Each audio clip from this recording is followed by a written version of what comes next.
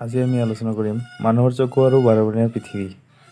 ইয়াত 2024 চনৰ HSLC পৰীক্ষাৰ সম্ভাৱ্য কিছুমান MCQ আলোচনা কৰিম। ফাৰ্ষ্ট টাইমত যে প্ৰথম MCQটো আছে আমাৰ তলৰ কোনটো অংশই বিভিন্ন দূৰত্বত অৱস্থিত বস্তুৰ পৰা পোহৰ অক্ষিপথত নিৰ্দিষ্ট কৰিবলৈ প্ৰয়োজনীয় হোৱা ফকাছযোগ্য সূক্ষ্ম সমযোজন ঘটায়।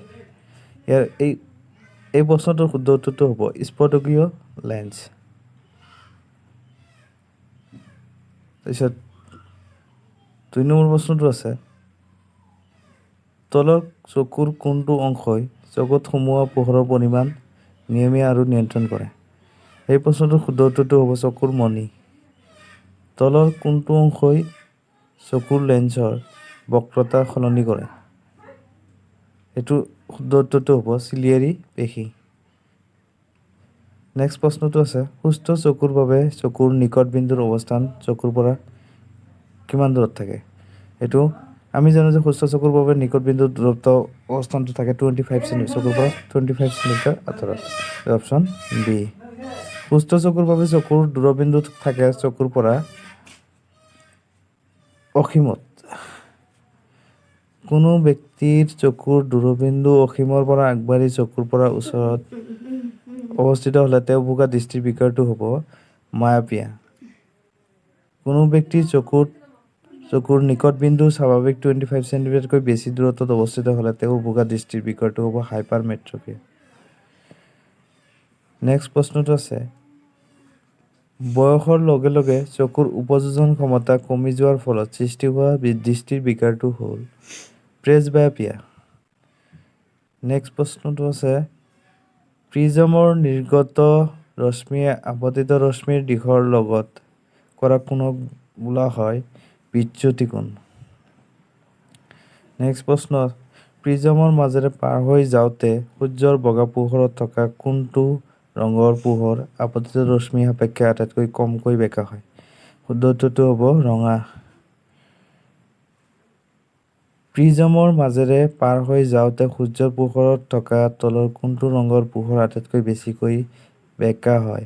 সেইটো হ'ব বেঙুনীয়া। সূৰ্যৰ পোহৰৰ বৰ্ণালী পাবলৈ প্ৰিজমৰ ব্যৱহাৰ কৰা প্ৰথম বিজ্ঞানীগৰাকী আছিল ছাৰ আইজাক নিউটন। বৰষুণ এজাকৰ পিছত আকাশত সৃষ্টি হোৱা ৰামধেনুৰ বাবে পৰিঘটনাটো হ'ল ৰামধেনু কিয় গঠিত হয়? এইটো হয় সাধাৰণতে বিচ্ছুৰণৰ কাৰণে, পোহৰৰ বিচ্ছুৰণৰ কাৰণে।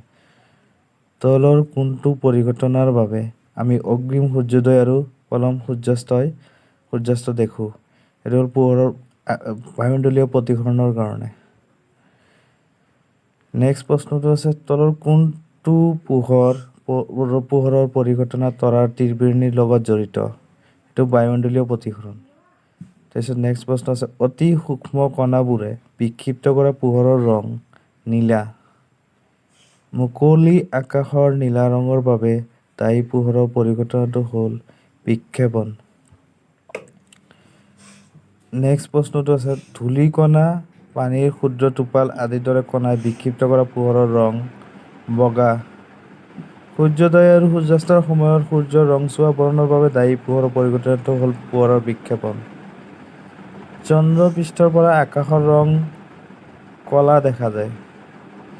ব্যক্তি এগৰাকীৰ চকুৰ দূৰবিন্দু চকুৰ পৰা 1.5 মিটাৰ আঁতৰত অৱস্থিত তেওঁৰ দৃষ্টিৰ বিকাৰটো হ'ব মায়াপিয়া।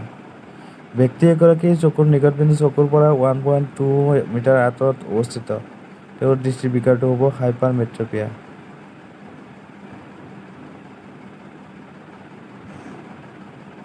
চকুৰ কোনটো অংশই পোহৰক বৈদ্যুতিক সংকেতলৈ ৰূপান্তৰিত কৰে? অক্ষিপটে বা ৰেটিনাই। চকুৰ কোনটো অংশই বৈদ্যুতিক সংকেতক মস্তিষ্কলৈ প্ৰেৰণ কৰে? নেত্ৰ স্নায়ুৱে। বগা পোহৰ 7টা উপাদানমূলক ৰঙৰ পোহৰলৈ ভাঙি যোৱা পৰিঘটনাটো হ'ল পোহৰৰ বিচ্ছুৰণ। নেক্সট প্ৰশ্ন আছে ৰামধেনু কি হয়? ৰামধেনু সূৰ্যৰ একে দিশত সৃষ্টি হয় নে সূৰ্যৰ বিপৰীত দিশত সৃষ্টি হয় নে সূৰ্যৰ দিশৰ ওপৰত নিৰ্ভৰ নকৰে? যে এইটো হ'ব সূৰ্যৰ বিপৰীত দিশত সৃষ্টি হোৱা এটা পৰিঘটনা। যেতিয়া আমি দূৰৰ কোনো বস্তুলৈ লক্ষ্য কৰোঁ তেতিয়া কোনটো ঘটনা সংঘটিত হয়? চিলিয়াৰী পেশীবোৰ শিথিল অৱস্থাত থাকে, চকুৰ লেন্সখন ক্ষীণ হয়, চকুৰ লেন্সৰ ফকাছডালৰ বাঢ়ে, ওপৰৰ আটাইকেইটা শুদ্ধ হয়। যেতিয়া আমি ওচৰৰ বস্তুলৈ লক্ষ্য কৰোঁ তেতিয়া চিলিয়াৰী পেশীৰ সংকোচন ঘটে, চকুৰ লেন্সৰ বক্ৰতা কমে, চকুৰ লেন্সৰ ফকাছ দৈৰ্ঘ্য বাঢ়ে। ইয়াতে হ'ব চিলিয়াৰী পেশীৰ সংকোচন ঘটে। তাৰপিছত নেক্সট প্ৰশ্ন আছে, মায়াবীয় বিকাৰত ভোগা ব্যক্তি এগৰাকীৰ বাবে কি হ'ব? চকুৰ দূৰবিন্দু অসীমতকৈ ওচৰত থাকে নে চকুৰ লেন্সে দূৰৰ বস্তুবোৰৰ প্ৰতিবিম্ব চকুৰ ৰেটিনাৰ গঠন নকৰি ৰেটিনাৰ কিছু সন্মুখত গঠন কৰে? দূৰৰ বস্তুবোৰ স্পষ্টকৈ দেখাত অসুবিধা হয় কিন্তু ওচৰৰ বস্তুবোৰ স্পষ্টকৈ দেখে। কোনটো হ'ব? ইয়াৰ শুদ্ধ উত্তৰটো হ'ব ওপৰৰ আটাইকেইটা। নেক্সট প্ৰশ্ন আছে, ব্যক্তি এগৰাকীয়ে দূৰদৃষ্টিগ্ৰস্ততাত ভুগিছে। দূৰদৃষ্টিগ্ৰস্ততাত ভুগিলে তলত কোনকেইটাৰ ক্ৰমটো শুদ্ধ হ'ব সেইটো ক'ব দিছে। এতিয়া প্ৰথমটো আছে, তেওঁৰ চকুৰ নিকটবিন্দু চকুৰ পৰা স্বাভাৱিক 25 চেণ্টিমিটাৰতকৈ অধিক দূৰত্বত অৱস্থিত হৈছে।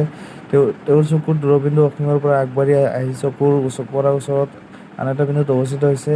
চকুৰ লেন্সে ওচৰৰ কোনো বস্তুৰ পৰা অহা পোহৰ ৰশ্মিয়ে অক্ষিপটৰ পিছফালে থকা এটা বিন্দুলৈ অভিসৰি কৰে। চকুৰ লেন্সে দূৰৰ কোনো বস্তুৰ প্ৰতিবিম্ব অক্ষিপটত গঠন নকৰি অক্ষিপটৰ সন্মুখত গঠন কৰে।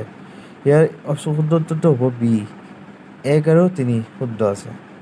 তাৰপিছত নেক্সট প্ৰশ্ন আছে, প্ৰিজমৰ দুখন আয়তাকাৰ পাৰ্শ্বীয় পৃষ্ঠৰ মাজৰ কোণটোক বোলা হয় প্ৰিজমৰ কোণ। নেক্সট প্ৰশ্ন আছে, সূৰ্যোদয় আৰু সূৰ্যাস্তৰ সময়ত সূৰ্যৰ চাকটো আপাতভাৱে চেপেটা দেখাৰ কাৰণ হ'ল বায়ুমণ্ডলীয় প্ৰতিফলন, পোহৰৰ বায়ুমণ্ডলীয় প্ৰতিফলন।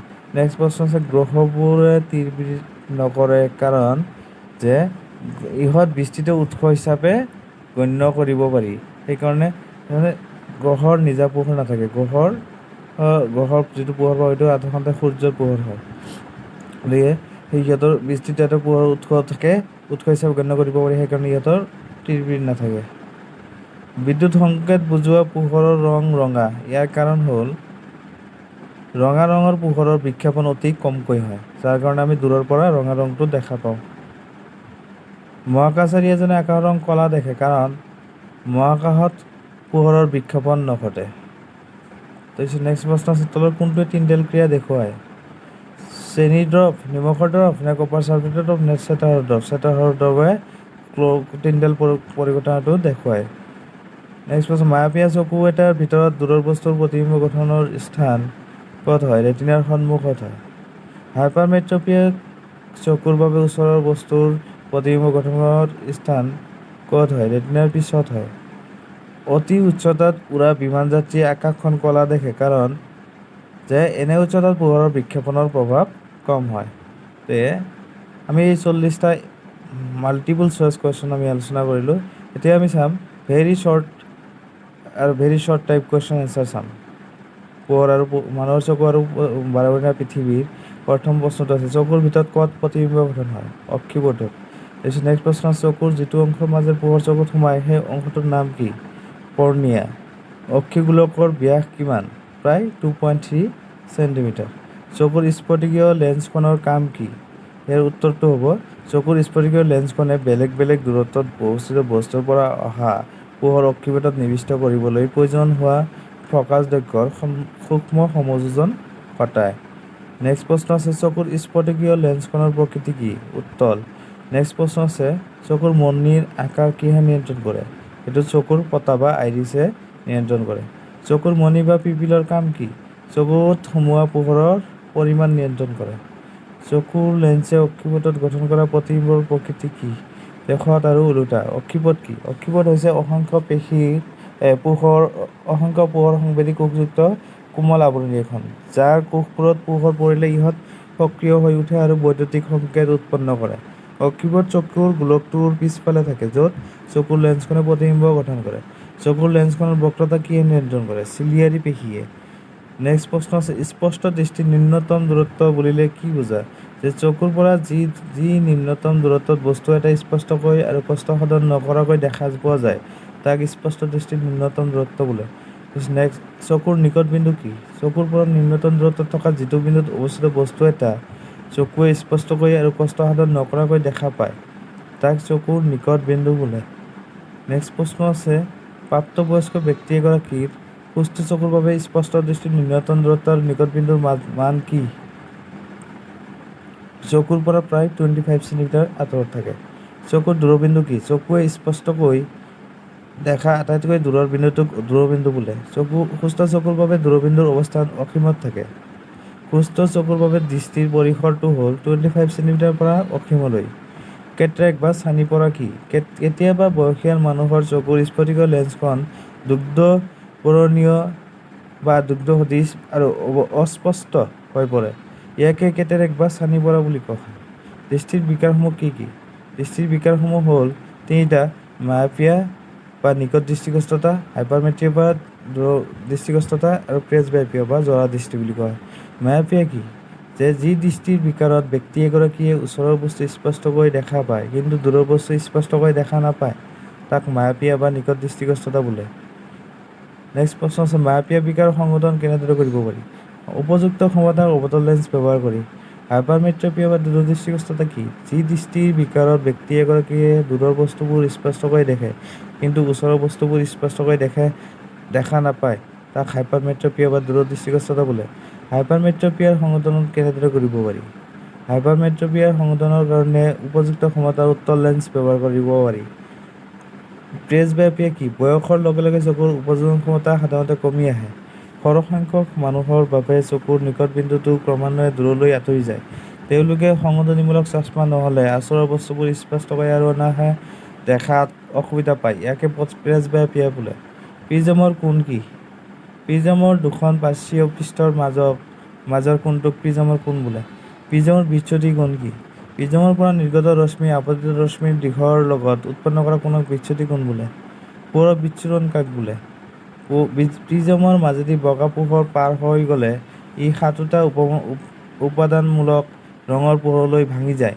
এই পৰিঘটনাকে পোহৰৰ বিচ্ছুৰণ বোলে। চিত্ৰ অংকন কৰি দেখুওৱা যে বগা পোহৰৰ ৰশ্মিগুচ্ছ বিচ্ছুৰিত নোহোৱাকৈ দুটা প্ৰিজমৰ মাজেদি পাৰ হৈ যায়। নেক্সট প্ৰশ্নটো চাব, বৰষুণৰ পিছত আমি ৰামধেনু কিয় দেখোঁ?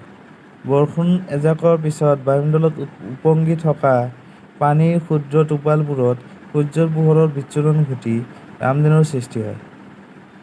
নেক্সট প্ৰশ্ন, পোহৰৰ বিক্ষেপণ কি? পোহৰ ৰশ্মি কোনো সূক্ষ্ম কণা যেনে ধূলিকণা আৰু বায়ুৰ অণুসমূহত খুন্দা মাৰিলে ইহঁত পোহৰক সকলো দিশত সিঁচৰিত কৰি দিয়ে। এই পৰিঘটনাক পোহৰৰ বিক্ষেপণ বোলে। টিণ্ডেল পৰিঘটনা কি? কিছুমান কলোডীয় কণাত পোহৰ ৰশ্মি আপতিত হ'লে এই কণাসমূহে পোহৰৰ বিক্ষেপণ ঘটাই পোহৰৰ গতিপথ দৃশ্যমান কৰি তোলে। এই পৰিঘটনাক টিণ্ডেল পৰিঘটনা বোলে। কলোডীয় কণা যেনে ধূলিকণা, ধোঁৱা, পানীৰ ক্ষুদ্ৰ ক্ষুদ্ৰ টোপালবোৰে পোহৰৰ বিক্ষেপণৰ দ্বাৰা টিণ্ডেল পৰিঘটনা সংঘটিত কৰে। তাৰপিছত নেক্সট প্ৰশ্ন আছে, বগা পোহৰ অতি সূক্ষ্ম কণা থকা মাধ্যমৰ মাজেদি পাৰ হৈ গ'লে কোন তৰংগদৈৰ্ঘ্যৰ পোহৰ আটাইতকৈ বেছি বিক্ষিপ্ত হয়? চুটি তৰংগদৈৰ্ঘ্যৰ নীলা ৰঙৰ পোহৰ আটাইতকৈ বেছি বিক্ষিপ্ত হয়। বিক্ষিপ্ত পোহৰৰ ৰং বিক্ষিপ্ত কৰা কণাসমূহৰ আকাৰৰ ওপৰত কেনেদৰে নিৰ্ভৰ কৰে? বিক্ষিপ্ত কৰা কণাসমূহৰ আকাৰ অতি সূক্ষ্ম হ'লে বিক্ষিপ্ত পোহৰৰ ৰং নীলা হয়। তাতকৈ ডাঙৰ আকাৰৰ কণাবোৰে বেছি দীঘল তৰংগদৈৰ্ঘ্যৰ পোহৰ বিক্ষিপ্ত কৰে। যদি কণাসমূহৰ আকাৰ যথেষ্ট ডাঙৰ হয় তেন্তে বিক্ষিপ্ত পোহৰৰ ৰং বগা হয়। বিপদ সংকেত দিয়া পোহৰৰ ৰং ৰঙা কিয়? কাৰণ ৰঙা ৰঙৰ পোহৰৰ তৰংগদৈৰ্ঘ্য আটাইতকৈ দীঘল, যাৰ বাবে ৰঙা ৰঙৰ পোহৰৰ প্ৰক্ষেপণ কমকৈ হয়। সেয়ে বায়ুমণ্ডলৰ মাজেৰে পাৰ হৈ গ'লে ৰঙা ৰঙৰ পোহৰ অতি কমকৈ বিক্ষেপিত হৈ বহু দূৰ অতিক্ৰম কৰিব পাৰে আৰু সেয়ে দূৰৰ পৰাই দৃশ্যমান হয়। দৃষ্টিৰ বাবে আমাক এটাৰ পৰিৱৰ্তে দুটা চকুৰ প্ৰয়োজন কিয়? আমাৰ দুটা চকু থকাৰ বাবে আমাৰ দৃষ্টিক্ষেত্ৰৰ পৰিসৰ বহল হয় প্ৰায় 180 ডিগ্ৰী। তদুপৰি এটাৰ পৰিৱৰ্তে দুটা সংযোগৰ ব্যৱহাৰে কম পোহৰত বস্তুবোৰ দেখাৰ সামৰ্থ্য বঢ়ায়। আনহাতে দুটা চকুৰে চালে পৃথিৱীখন ত্ৰিমাত্ৰিক ৰূপে ধৰা দিয়ে, বস্তুবোৰৰ মাজৰ আপেক্ষিক দূৰত্ব উমান দিয়ে। সূৰ্যৰ পোহৰ বৰ্ণালী পাবলৈ প্ৰিজমৰ ব্যৱহাৰ কৰা প্ৰথম বৈজ্ঞানিকগৰাকী কোন আছিল? Sir Isaac Newton. তৰাৰ তীব্ৰতা কিহৰ বাবে দেখা যায়? তৰাৰ পোহৰৰ বৰ্ণালী প্ৰতিসৰণৰ বাবে তৰাৰ তীব্ৰতা দেখা যায়। বগা পোহৰ কি? সূৰ্যৰ বগা পোহৰৰ লেখীয়া বৰ্ণালীৰ সৃষ্টি কৰিব পৰা যিকোনো পোহৰক বগা পোহৰ বোলে। ৰামধেনুৰ গঠনৰ লগত জড়িত তলত দিয়া প্ৰক্ৰিয়াবোৰক ক্ষুদ্ৰক্ৰমত সজোৱা। আছে আভ্যন্তৰীণ পূৰ্ণ প্ৰতিসৰণ আৰু বিচ্ছিৰণ।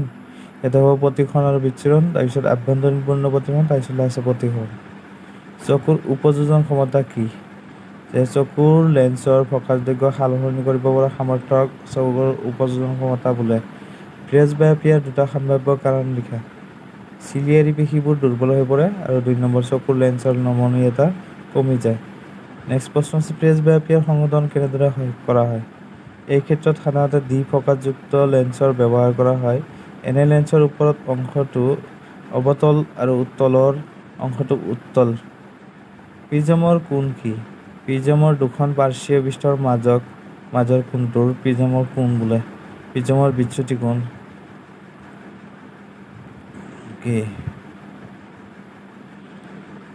আৰু বৰ্ণালী কি? পুৱাগা পোহৰৰ বিচ্ছুৰণৰ ফলত উৎপন্ন হোৱা ৰঙীন উপাংশৰ প্ৰতিবোৰক একেলগে বৰ্ণালী বোলা হয়। বৰষুণৰ পিছত আমি ৰামধেনু কিয় দেখোঁ? বৰষুণ এজাকৰ পিছত বায়ুমণ্ডলত উপঙি থকা পানীৰ ক্ষুদ্ৰ টোপালবোৰে সূৰ্যৰ পোহৰৰ বিচ্ছুৰণ ঘটি ৰামধেনুৰ সৃষ্টি হয়।